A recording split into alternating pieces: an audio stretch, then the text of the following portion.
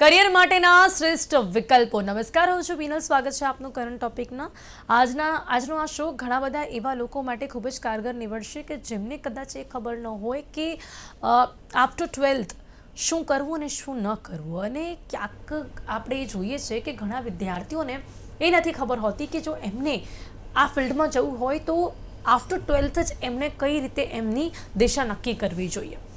એની સાથે સાથે હાલમાં અત્યારે કયા એવા કોર્સીસ અવેલેબલ છે કે જે એમને એમનું મનગમતું કામ કરીને પણ એમની મંજિલ સુધી પહોંચાડી શકે છે. આજે સ્કિલ ડેવલપમેન્ટ પર ઘણું કામ થઈ રહ્યું છે. હવે આપણું એજ્યુકેશન પણ બદલાયું છે, શિક્ષણ પદ્ધતિ પણ બદલાઈ છે. શિક્ષણ પદ્ધતિમાં પણ આપણે જોઈએ છે કે સ્કિલ ડેવલપમેન્ટ ઉપર વધુ ભાર મૂકવામાં આવે છે, ના કે માર્ક્સ અને નંબર્સ ઉપર. અત્યાર સુધી ભારત દેશનું જે એજ્યુકેશન છે તેની ઘણી ટીકા થઈ, કારણ કે માત્ર ને માત્ર નંબર્સ ઉપર, માર્ક્સ ઉપર જ વધારે ભાર આપવામાં આવ્યો. પણ હવે જે પરિવર્તન આવ્યો છે તે પરિવર્તનને જોતા હવેના વિદ્યાર્થીઓ માટે કયા એવા કરિયરના ઓપ્શન્સ અવેલેબલ રહેશે કે જેના વિશે કદાચ એમને જાણ ન હોય તો એ જાણીને અત્યારથી જ એમની દિશા નક્કી કરી શકે છે. એમનું જે ફ્યુચર છે તે ફ્યુચર માટેના અત્યારથી જ તેમના કયા પગલાં હોવા જોઈએ તે માટેની જાણકારી એમને મળી શકે છે. આ તમામ જાણકારી આપવા માટે સાયન્સ સ્ટ્રીમ, કોમર્સ સ્ટ્રીમ અને ઇનફેક્ટ આર્ટ્સમાં પણ કેવા પ્રકારના કોર્સીસ એમને ખૂબ જ ઝડપથી કરિયરમાં સફળ કરી શકે છે તેવા ઓપ્શન્સ એમને આજે જાણવા મળશે આ કાર્યક્રમમાં. જેની માટે મારી સાથે અહીંયા ખાસ જોડાઈ ગયા છે વિપિન ખાંડવીજી, જેઓ કારકિર્દી માર્ગદર્શક છે, અને તેમની સાથે જોડાયા છે પરેશ ભટ્ટજી, જેઓ પણ કરિયર કાઉન્સિલર છે. આપ સ્કિલ ડેવલપમેન્ટ પર કામ કરતા હોય છે. પરેશભાઈ અને વિપિનભાઈ, આપ બંનેનું સ્વાગત છે. Welcome to the show. Okay Vipinbhai, સૌથી પહેલાં ધોરણ 10 અને 12 પછી કારકિર્દીના અનેક વિકલ્પોની આજે આપણે વાત કરી રહ્યા છે. પણ હું કહીશ કે ધોરણ 12માં જે માર્ક્સ આવે એ માર્ક્સ ઉપરથી અને કયા સબ્જેક્ટમાં જે આપણે પોતે એટલે કે સ્ટુડન્ટ એમને ખબર હોય કે કયા સબ્જેક્ટમાં એ લોકો વધારે સારા છે, આ બધું જ જોતા એમણે શું સિલેક્ટ કરવું જોઈએ. એટલે કે હું સ્ટ્રીમની વાત કરું છું, કોમર્સ, આર્ટ્સ અને સાયન્સ, એની પસંદગી પણ કઈ રીતે કરવી જોઈએ. આપણા ત્યાં આજે પણ એવું છે કે પેરેન્ટ્સ કે એટલે એ સ્ટ્રીમ એ લોકો લઈ લેતા હોય છે. પણ અગર આપણે એમને પણ ગાઈડ કરીએ કે એમના બાળકના માર્ક્સ અને સબ્જેક્ટમાં ઇન્ટરેસ્ટ જોઈને જ એમને સ્ટ્રીમ પસંદ કરાવવી જોઈએ, તો આપનું શું કહેવું છે, કઈ રીતે? નમસ્કાર. સૌપ્રથમ પહેલાં તો ગુજરાત ન્યૂઝ ચેનલ GTPL દ્વારા જે આ કાર્યક્રમ યોજાયો એ ખરેખર ખૂબ જ કાબિલે તારીફ છે. અને વાત રહી કે ધોરણ 10 અને 12 પછી તો જનરલી વિદ્યાર્થીઓ જે ડિસાઇડ કરતા હોય છે એ એમના પર્સન્ટેજના આધારે મોસ્ટલી બધું ડિસાઇડ કરતા હોય છે. કારકિર્દી પસંદ કરવી એ માત્ર ને માત્ર ખાલી એવું નથી કે પર્સન્ટેજના આધારે જ આપણે નક્કી કરી શકીએ છીએ. જે પણ નક્કી કરવાનું હોય છે એ તમારી રસ, રુચિ, તમે કઈ ફિલ્ડમાં તમે સારા ચાલી શકો છો, તમને કઈ બાબતોમાં રસ છે, એના આધારે આમાં ઘણું બધું લેન્થી ડીપલી વિચારવાનું હોય છે. અને ત્યારબાદ શું છે કે આપણે કારકિર્દી પસંદ કરી શકીએ છીએ. એટલે સબ્જેક્ટમાં ઇન્ટરેસ્ટ જોઈને આપણે કરી શકાય છે કે પહેલેથી જ જો જે પણ સ્ટુડન્ટ છે એને મેથ્સમાં સારા માર્ક્સ આવતા હોય કે સાયન્સમાં સારા માર્ક્સ આવે છે કે કયા સબ્જેક્ટમાં એનો ઇન્ટરેસ્ટ વધારે જોવા મળી રહ્યો છે એ જોઈને શું સ્ટ્રીમ પસંદ કરી શકાય છે? હા, ઘણા વિદ્યાર્થીઓને મોસ્ટલી ખ્યાલ હોતો નથી કે કારકિર્દીમાં કઈ કઈ ફિલ્ડમાં શું છે કે મારે જવું જોઈએ. જનરલી જે પણ કારકિર્દી બાળકો જે સિલેક્ટ કરતા હોય છે એ શું છે કે આસપાસના જે લોકો જે કરતા હોય એના આધારે, કોઈ પણ કુટુંબીજનો કોઈ પણ જે કોઈ ફિલ્ડમાં સફળ થયા હોય એના આધારે, અથવા કોઈક ના કોઈક શું છે કે સમજી લો કે કોઈક માહિતી ખાલી નોર્મલ તમને આપેલી હોય એના આધારે ડિસાઇડ કરતા હોય છે. પરંતુ કારકિર્દી પસંદ કરવું એ ખરેખર ખૂબ જ અગત્યની વસ્તુ હોય છે. કારણ કે ખોટી જો કારકિર્દી પસંદ થઈ જતી હોય છે તો બાળક શું છે કે સમજી લો કે ઘણી વખત ગ્રેજ્યુએશન પૂરું થઈ ગયા પછી પણ એને એવું લાગતું હોય છે કે ભાઈ આ ફિલ્ડમાં મારે નહોતું આવવાનું, આ ફિલ્ડમાં મારે નહોતું જવાનું, અને પછી શું છે કે સમજો કે ગયો. ફોર એક્ઝામ્પલ સમજો કે ઘણા વિદ્યાર્થીઓ એવા હોય છે કે ઘણા લોકોને આપણે એવા જોઈએ છે કે ભાઈ કે ડૉક્ટર થઈ ગયા પછી પણ એ લોકો સિવિલ સર્વિસની તૈયારીઓ કરે છે. તો ડૉક્ટર સમજો, તમારે સિવિલ સર્વિસ સમજો કે જો કરવી જ હતી તો પછી તમે શું છે કે ધોરણ 10 પછી 8 સબ્જેક્ટ રાખીને મેન સબ્જેક્ટ તમે હિસ્ટ્રી, જિયોગ્રાફી, પોલિટી આ બધા સબ્જેક્ટો રાખીને તમે આર્ટ્સ સાથે જો પ્રોપર તૈયારી કરી હોત તો ડૉક્ટરેટની અંદર તમે જેટલી પણ તે તૈયારી કરી એની 40% તૈયારી જો તમે આની અંદર કરો તો સિવિલ સર્વિસ તમે આરામથી ક્રેક કરી શકો છો, કારણ કે ડૉક્ટરની ડિગ્રી તમે મેળવ્યા પછી પાછું ફરીથી સિવિલ સર્વિસ તૈયારી કરો છો, એટલે કેવું થાય છે કે આમ બહુ ગોળ ફરી ફરીને તમે ત્યારે થાય છે કે જ્યારે કારકિર્દી લોકોની પાસે એક માર્ગદર્શનનો અભાવ જોવા મળતો Yes. હોય છે ને, એટલે જ હું કહું છું કે સ્ટ્રીમની પસંદગી પણ બહુ જ મેટર કરતી હોય છે. પરેશભાઈ, આપનું શું માનવું છે? એમ તો સ્કિલ ડેવલપમેન્ટની વાત કરીશું, પરંતુ એ પહેલાં જ તમારામાં કઈ સ્કિલ છે, કયા સબ્જેક્ટમાં તમે વધારે હોશિયાર છો, આ બધું જાણીને સ્ટ્રીમની પસંદગી કરવી કેટલી જરૂરી? સાહેબે જે વાત કરી એના એક્સટેન્શનમાં જ હું વાતને થોડી આગળ વધારી કે મોટા ભાગના લોકો ઇન્ટરેસ્ટના આધારે કારકિર્દીની પસંદગી કરતા હોય છે, પરંતુ ઇન્ટરેસ્ટ એટલે કે રસ છે એ ઉંમરની સાથે સાથે બદલાતી ઘટના છે.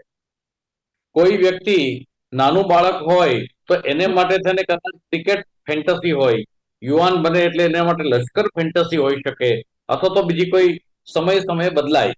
ઇન્ટેલિજન્સના આધારે કારકિર્દીની એક પસંદગી થવી જોઈએ, આવું મારું દ્રઢપણે માનવું છે, અને હું મારા આટલા વર્ષોના અનુભવના આધારે આ વિધાન કરું છું. ઇન્ટરેસ્ટ સમયની સાથે બદલાય છે, ઇન્ટેલિજન્સના આધારે એમની કારકિર્દી ઘડાવી જોઈએ. તો અત્યારે મારા દર્શકોને અને આપને મનમાં એ પ્રશ્ન પણ થશે કે આ ઇન્ટેલિજન્સ કેવી રીતે ખબર પડશે.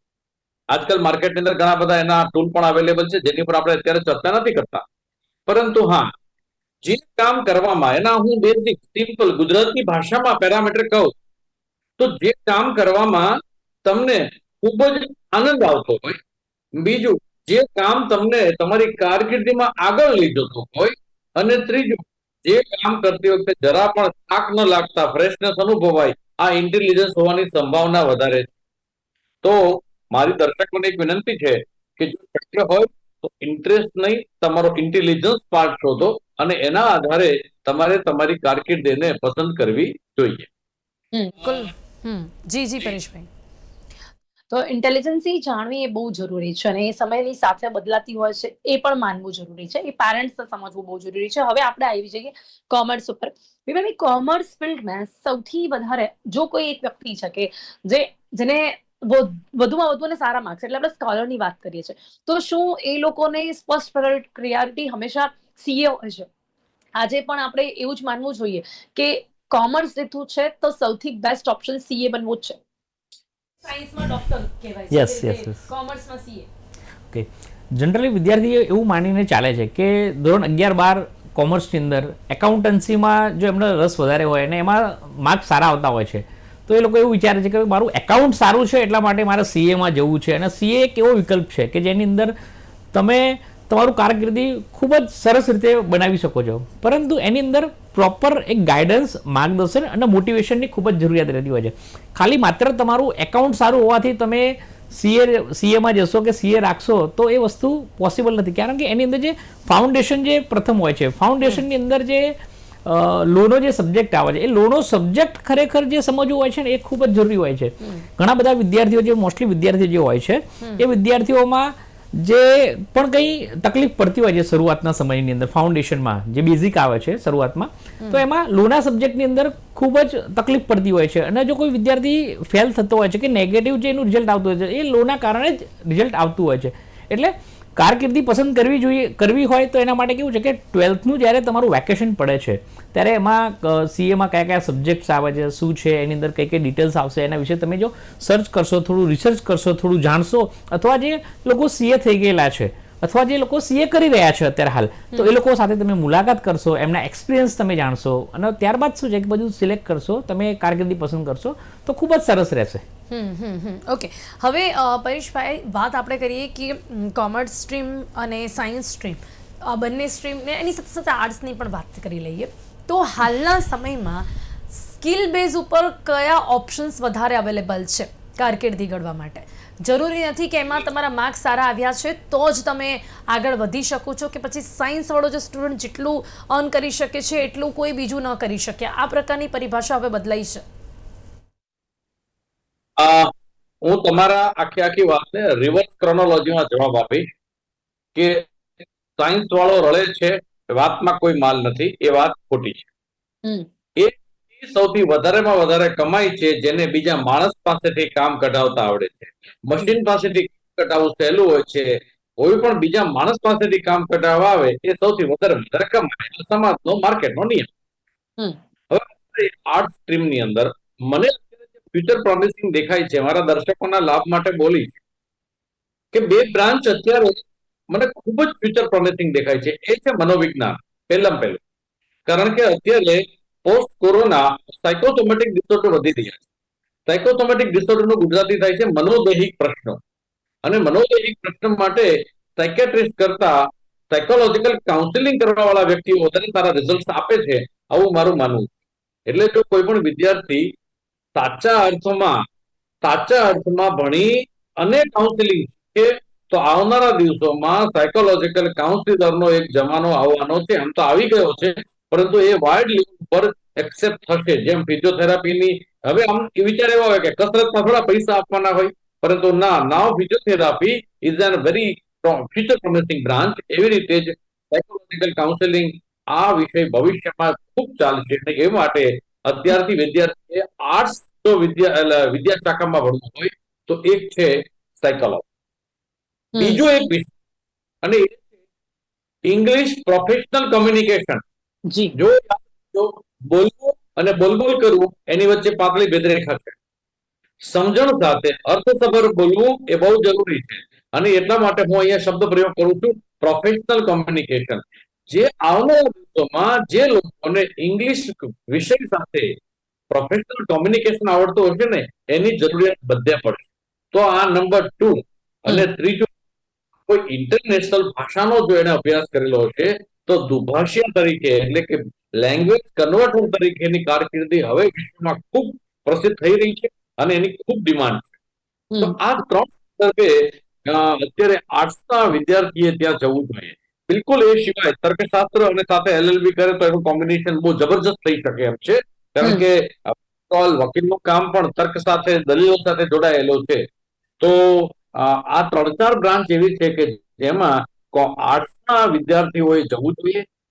અને સાથે સાથે સાચા અર્થમાં મહાન સફળ બનવા માટે સાચી મહેનત થવી જોઈએ. માત્ર કાગળિયા ઉપરના સર્ટિફિકેટની હવે કોઈ વેલ્યુ રહેવાની નથી. તો એમણે એની અંદર ડીપ ડાઈવ મારવી પડશે, ઊંડાણ સુધી જવું પડશે અને પછી એના કારકિર્દીને, એના વ્યવસાયને, એના પ્રોફેશનને શરૂ કરવું.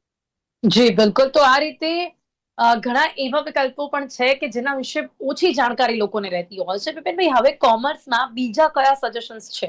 CA સિવાયની હવે આપણે વાત કરીએ કે જે કદાચ ઘણા ઓછા લોકોને ખબર હોય એવા કયા વિકલ્પો આપ આજે તમામ સ્ટુડન્ટ્સને જણાવવા માંગશો કે જો આપણે કહી શકીએ કે સારા એટલા માર્ક્સ ન પણ હોય છતાં પણ એમની પાસે આ વિકલ્પો હોય છે જો એમને કોમર્સ સ્ટ્રીમ પસંદ કરી હોય તો?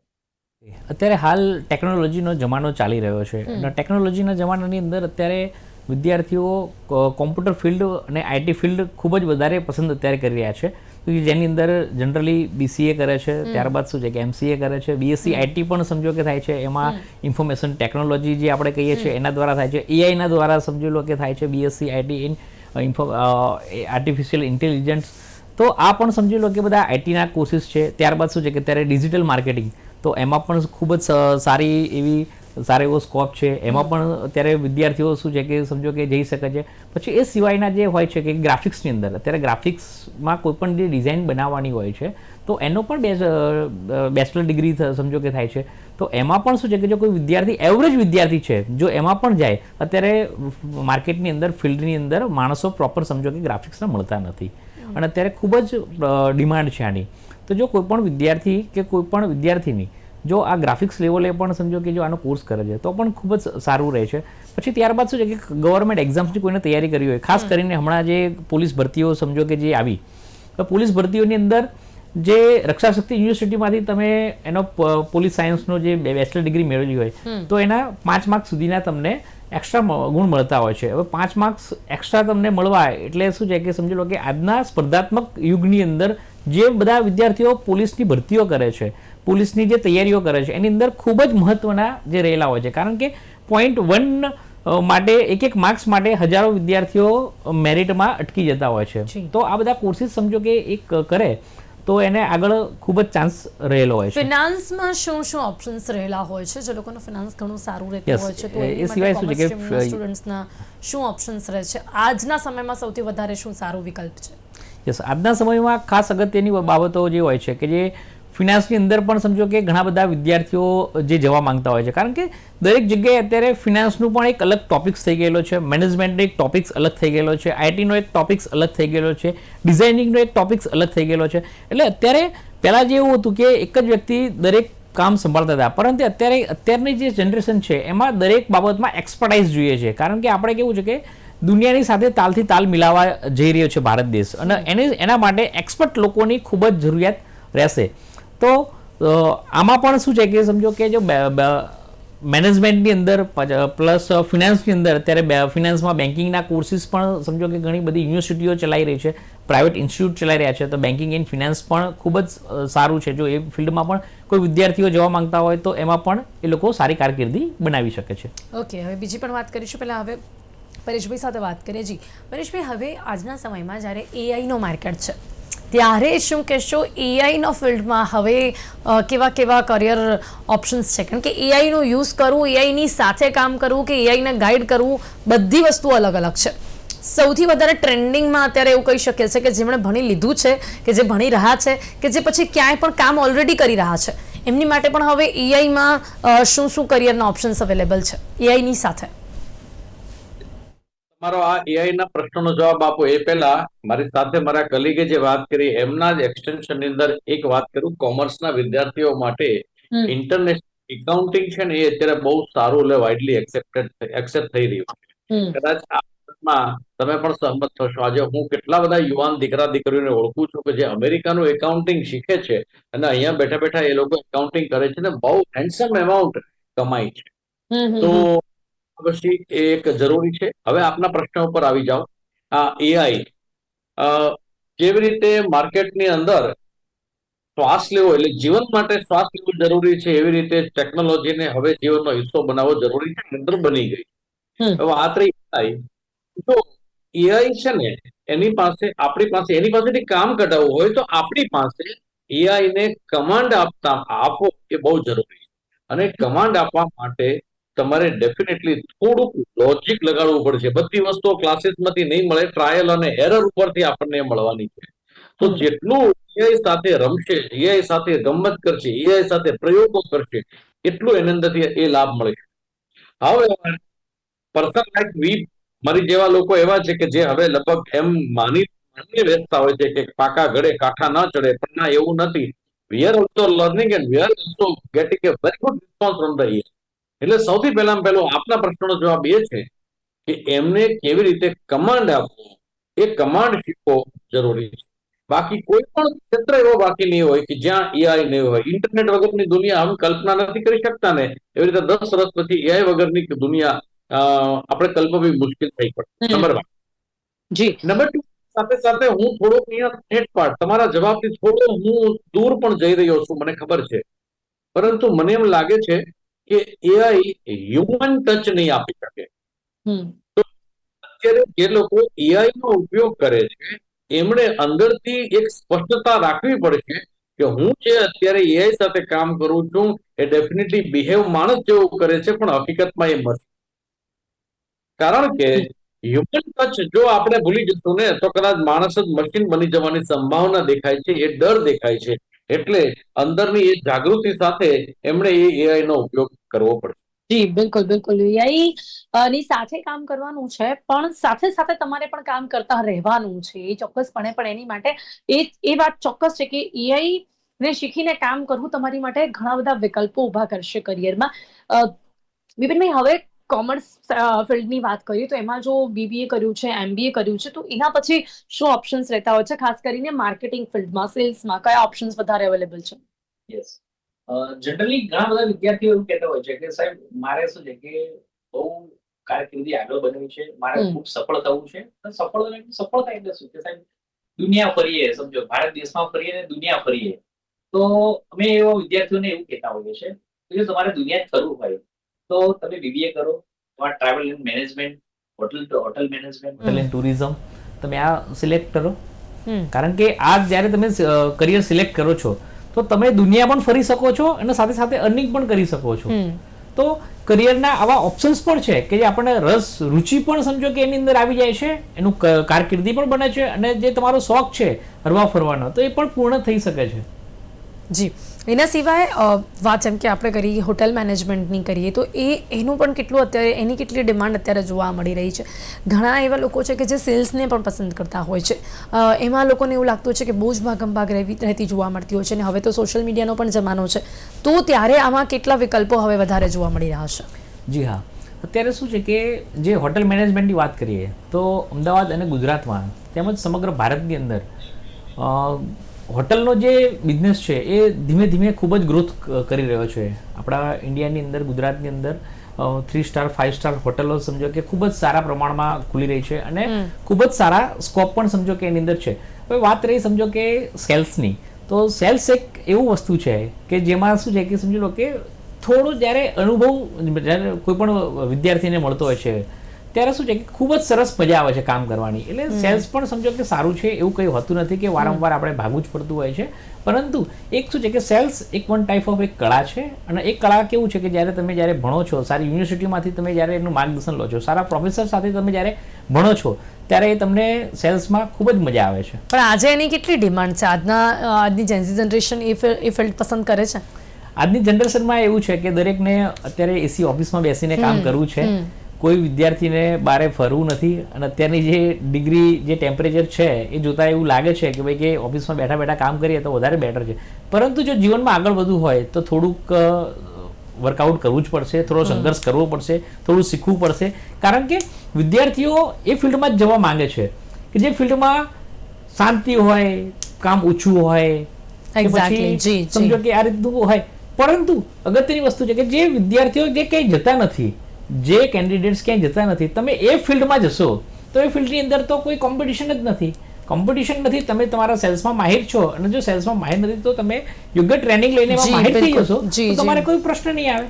જી જી જી જી જી બિલકુલ. તો પરેશભાઈ, સમય ઓછો છે, પણ અંતમાં શું કહેવા માંગશો? એવા કોઈ કરિયર ઓપ્શન્સ સ્ટુડન્ટ્સને જણાવવા માંગશો ખરા કે જે બહુ જ હિડન હોય, પણ હા આજના સમયમાં એ બહુ જ ડિમાન્ડિંગ પણ બની શકે છે?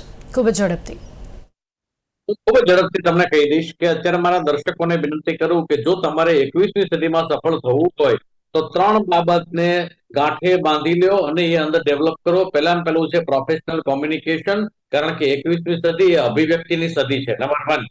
Number 2, critical thinking. દુનિયા કરતા કંઈક જુદું વિચારશો તો જ, કારણ કે દુનિયાના દર્દમાં આપણા સફળતા, આપણા રૂપિયા, આપણો બિઝનેસ હોય છે.